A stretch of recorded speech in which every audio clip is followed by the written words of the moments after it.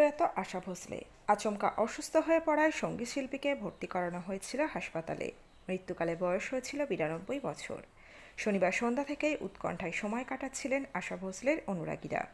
আচমকাই আসে তাঁর অসুস্থতার খবর। প্রয়াত বর্ষিয়ান সঙ্গীত শিল্পী আশা ভোসলে। মৃত্যুকালে বয়স হয়েছিল 92 বছর। অনেকদিন ধরেই যে তিনি অসুস্থ ছিলেন তেমন নয়। শনিবার সন্ধ্যাবেলা হঠাৎই ছড়িয়ে পড়ে তাঁর অসুস্থতার খবর। রবিবার দুপুর 12টা নাগাদ তার মৃত্যু হয় বলে জানা যাচ্ছে। শনিবার সন্ধ্যাবেলা আচমকাই তার বুকে ব্যথা হয়। তড়িঘড়ি তাকে হাসপাতালে স্থানান্তরিত করা হয়।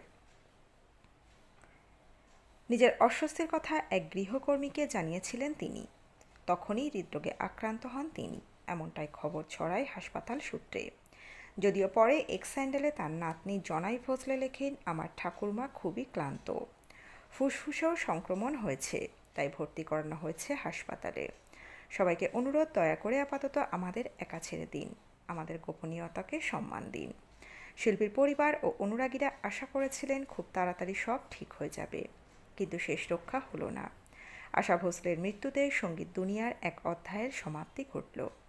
দীর্ঘ কর্মজীবনে তিনি ভারতের বিভিন্ন ভাষায় অজস্র চলচ্চিত্র ও অ্যালবামের জন্য অসংখ্য গান রেকর্ড করেছেন এবং বহু পুরস্কার অর্জন করেছেন। তিনি দাদা সাহেব ফালকে পুরস্কারে সম্মানিতা হয়েছেন। 2008 সালে পেয়েছেন পদ্মভূষণ। এছাড়া 1997 সালে গ্র্যামির জন্য মনোনীত হয়েছিলেন তিনি। তার জনপ্রিয় গানগুলির মধ্যে অন্যতম দিল তো পাগল হে, এক পরদেসি মেরা দিল লে গয়া, তুমসে মিলকে ইত্যাদি। আশা ভোসলের ছেলে আনন্দ ভোসলে রবিবার সংবাদ মাধ্যমকে বলেন, আজ আমার মা মারা গিয়েছেন।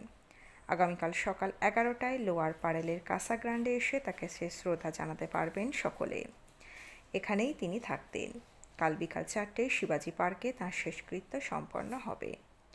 আশা ভোসলের অসুস্থতায় আরোগ্য কামনা করে একটি পোস্ট করেছিলেন প্রধানমন্ত্রী নরেন্দ্র মোদীও। তিনি সমাজ মাধ্যমে লিখেছিলেন, আশা ভোসলেজির হাসপাতালে শুনে গভীরভাবে চিন্তিত, ওনার দ্রুত সুস্থতা কামনা করছি। শিল্পীর প্রয়াণে শোকের ছায়া ভারতীয় সঙ্গীত জগতে।